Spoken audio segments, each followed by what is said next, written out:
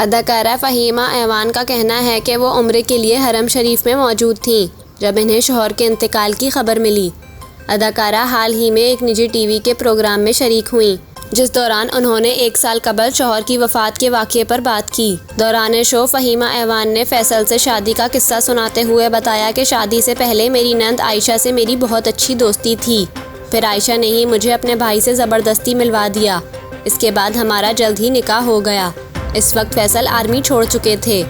उन्होंने मज़ीद बताया कि पिछली ईद पर मैं उम्रे पर गई थी। वहाँ इंतकाल के 1-2 रोज़ कबल हरम से ही मैंने फैसल को अपना ख्वाब बताया, लेकिन मुझसे बात करने के बाद इन्हें चक्कर आए।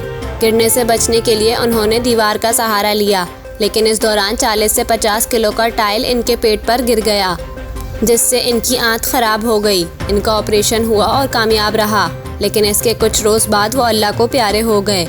अदाकारा ने कहा कि फैसल के इंतकाल की खबर मुझे मेरे ससुर ने कॉल के ज़रिए हरम में दी, और शायद अल्लाह ने वो जगह इस खबर के लिए इसलिए चुनी क्योंकि अल्लाह पाक जानते थे मैं कहीं और ये खबर सुनती तो मर जाती, ज़िंदा नहीं रह पाती। वो फ़ौरन उम्रा करके वापस आना चाहती थीं, लेकिन मैं वापस नहीं आ सकी क्योंकि अल्लाह पाक मुझे हिम्मत देना चाहते थे।